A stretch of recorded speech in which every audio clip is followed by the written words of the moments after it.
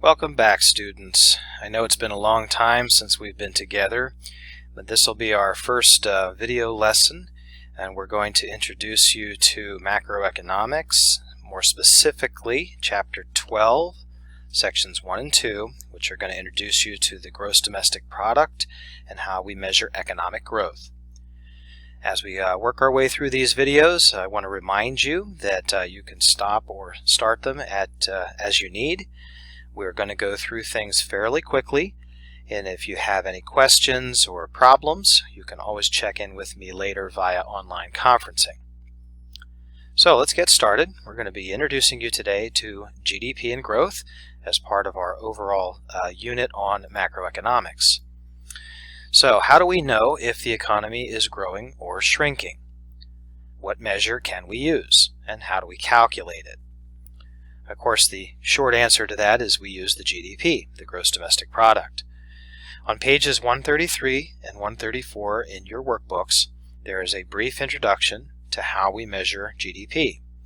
You can also, of course, read about it in your textbook in Chapter 12, Lesson 1. But what we're going to focus on in this lesson is how does gross domestic product reflect the overall health of the economy? And to do that, we need to first define what GDP is. In our next lesson, we'll talk about some of the limitations of GDP. The main idea is that the gross domestic product, or GDP, is the macroeconomic measure we use for national economic performance. It's a measure of the overall economy's growth rate. So how much output is the entire economy producing each year? Government's macroeconomic goals included economic growth, full employment, and price stability. These are the same three we had up on our poster on our side wall in the classroom. We're going to be focusing on economic growth here first. We'll get to full employment and price stability in Chapter 13 later. Economists measure the health of the economy by calculating the gross domestic product, or GDP. They use the real GDP over time to predict business cycles of economic expansion and contraction. So when we plot the real GDP over a period of time, we get the resulting business cycle. So the gross domestic product is the total dollar value of all final goods and services produced within a country's national borders in a year. The GDP is typically measured annually, but it's also measured semi-annually, quarterly, and monthly. The National Income and Product Accounts, or NIPA, are the statistics that are maintained by the U.S. Department of Commerce and reported to both the President and Congress on a timely basis. The GDP is part of these calculations, and the U.S. Department of Commerce publishes them monthly. Okay, so the gross domestic product is computed by multiplying all final goods and services produced in the U.S. in a specific time period by their average price. Simply put, we just add up the average price of each good across the entire country, and we add it all up. And last year, in 2019, the total GDP measured about $21.7 trillion.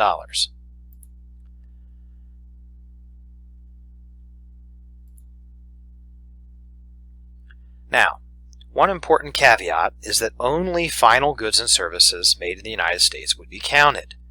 So what are final goods and services? Well, final goods and services would be things that are made this year that had not been previously made before. And it does exclude a great deal of things. First of all, intermediate goods, second-hand sales, and non-market transactions are all excluded from the formula. Intermediate goods are goods that are used to produce other goods. So think of resources that are consumed in the production process. If a clothing manufacturer buys cotton to make shirts, we aren't going to count that cotton as part of GDP since the final value of the shirt is already being counted. So intermediate goods are excluded. Second-hand sales are also not included. When we purchase a new car, a car that has been produced this year, it gets counted as GDP. Previously owned cars, which are second-hand sales, are not counted because they were already counted in a previous year's GDP.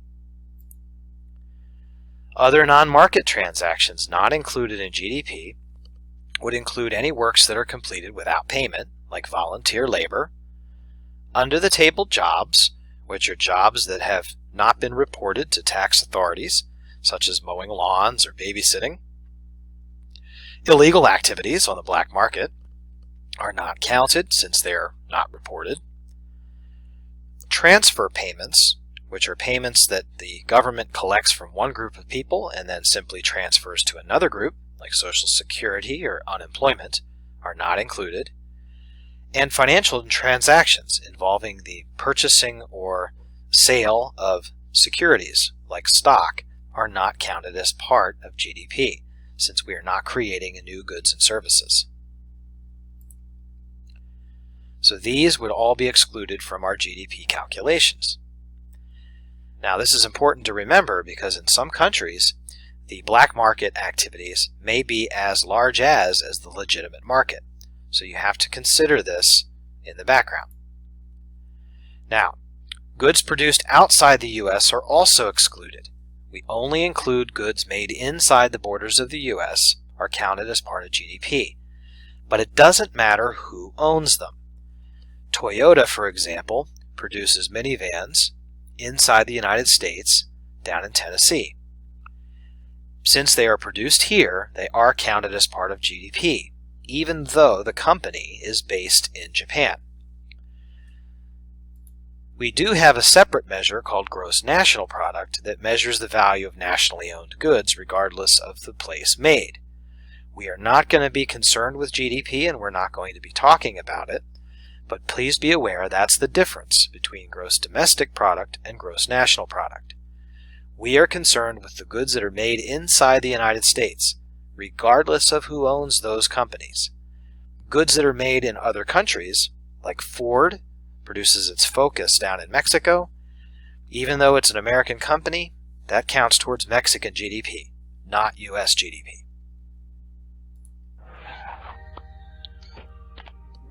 The U.S. economy, it is so big, it's so complicated, there's so many different things happening. How in the world can it be summed up in one number, GDP? GDP came in lighter than expected at 2.8%. The gross domestic product, GDP. The people on the news, including I have to admit myself, are constantly using this one number as if that's supposed to tell us how healthy the economy is, where it's going, and how we should feel about it. But what exactly is GDP?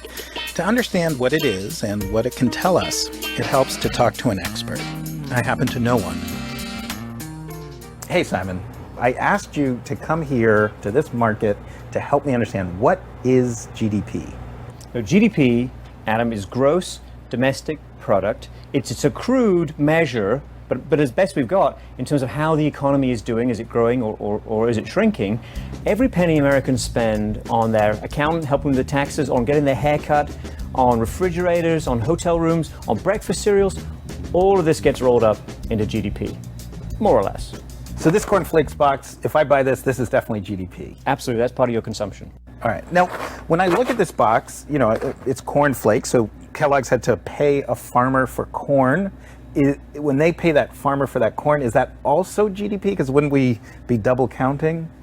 Right, we want to take out double counting, so we'll take out the part of we're not going to count when we're measuring GDP this way, what you pay to the farmer or what you pay to the person who made the box. We're just going to measure the final spending, which is your consumption. So when I buy this cornflakes box for $3.79, we're assuming that in that price, since everybody's trying to make a profit, we're counting the box, the ink, the corn, everything that went into getting this box here. Exactly right. You can think of it this way. All the money spent in the world on things we make here in the U.S., like American cars and toothpaste and Hollywood movies, and services that are provided here. When you hire a lawyer or a lawn care service or a plumber, these are all added to GDP. Basically everything in this aisle then is GDP. The Reese's Puffs, the Jif extra crunchy peanut butter, these tennis balls. Oh, hold on. Tennis balls made in China, actually. So that's an import. We have to take that out of your consumption when we're calculating the impact on GDP. So imports, you actually subtract those from GDP. A lot of the price of those tennis balls goes to Chinese GDP. Some of it's ours, the profit the store makes from selling them, for example. Among the biggest chunks of GDP is manufacturing. That's still about 12%. Healthcare and finance together make up another 16%. And one of the biggest drivers, real estate. GDP is just new goods and services. So this is residential construction. When these apartments are built and sold, that's going to contribute to GDP. So that's the sound of GDP growing. That's a great, healthy sound at this point in our economic history. All right, but what about those houses? These aren't new. Right. If you buy this building, that's not going to count towards GDP. It's an old, used building. GDP is about new goods and services. Wow, so even if I paid $500,000 for this, it would not count to GDP. That's correct. So if it's not a structure that was built this year, it doesn't count in this year's GDP. But still, you're getting a service out of your house, right? You're getting the service of living in it. So the government calculates how much that's worth and adds that to GDP. They do try to figure out what the rental of this would have cost you, and then they put together a concept called imputed rent, and that is in GDP. Wait, if I own a house, someone in the government is guessing how much rent I would have paid if I didn't own the house? Well, I think they're estimating it based on a lot of data. I'm looking very carefully at what's available in terms of market information. But yes, at the end of the day, they're trying to figure out what's the value of this house as if you were a renter. If you add up all the houses and buildings we bought and all the imputed rents we paid by living in the houses we already own, that's what gets added to GDP. $1.9 trillion in 2010. That's about 13% of the total. Then when you throw in government spending, that's another 21%. Business investment like factories and equipment, that's another 10%. It brings us to our grand total, $14.5 trillion for 2010. The biggest GDP in the world. So why are so many people in the U.S. so miserable when we have the biggest GDP in the world? Well, you don't just need a big GDP, you need one that is growing. We'll explain all that in an upcoming Planet Money video, Why GDP Matters, what it tells us and what it doesn't. Okay, and we will be talking about growth rates and the effect of per capita GDP in our next lesson. So there's two different ways actually we can calculate GDP, and what you saw in the video and what we're going to be talking about for the rest of this lesson is what we call the expenditure approach. We're going to calculate the gross domestic product by figuring out how much we have spent on the various goods and services that are being produced. But you can technically do it from the other side of the circular flow, on the income side. The presumption is that every good or service that's being produced is being made. And of course, the cost of producing the goods and services contributes to our national income. So wages, rents, interests, and profits on all those new goods and services can be added up to come up with the same number. So in theory, we can calculate GDP either through the expenditure or income methods. Now we're going to concentrate on the expenditure method because there are some valuable reasons when we get to fiscal policy why this is more useful. On page 134 in your workbooks, you'll see this same expenditure model presented on paper. All right, so consumers make up the largest portion of GDP, goods and services. And of course, they buy these consumer goods and services by households. So every household, which are people living together under one roof, will be consuming goods and services across the economy. And in the United States, it makes up roughly 70% of all GDP.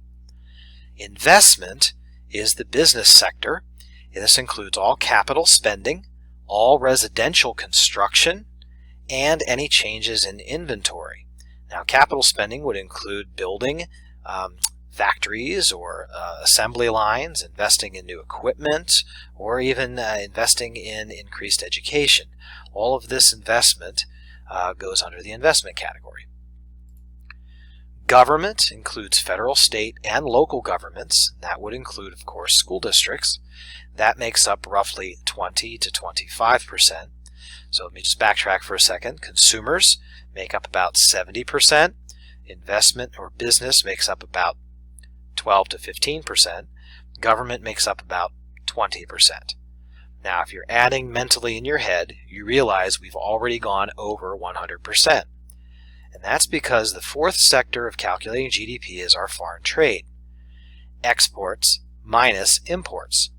The United States has been running a trade deficit for about 30 years.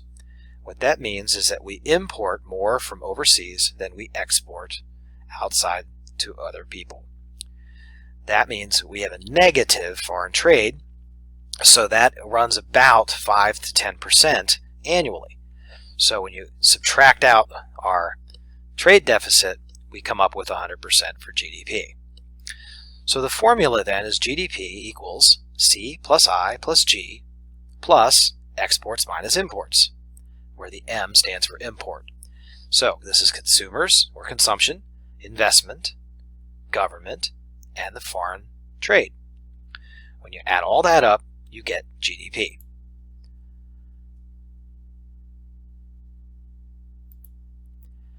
Now, using the income method, you just add up the sum of all wages, rents, interests, and profits, and that will end up being the same as the selling price of the final product. This flowchart looks really complicated, but you'll notice that GDP and GNP are exactly the same here. We're not going to worry about the gross national product, as I told you before. Using the income method, though, wages, salaries, and tips, rent, interest, dividends, and so forth, you can see that all of these incomes end up becoming part of the spending on consumer, government, and business sectors. So for a closed economy, where we ignore the impact of foreign trade, you can see that all of the inputs, i.e. income, ends up becoming spending. So that's why you can use either the income or the output method for calculating GDP. Now, to practice what we've covered so far, you're going to be working on counting GDP, which is in your packet on page 141. What is GDP, which is on packet pages 142 and 3. There's a Schoology video quiz, Crash Course Economics number 5, and there is a reading quiz in Schoology for 12.1 and 12.2. So over the next session, or between now and our next session, you should be working on these activities and look for updates on Schoology for additional work. If you have any questions, you can always join in our live conference. I'll be posting answer keys at our next session so you can check your work in the workbook. But if you have any questions, please reach out. Thank you.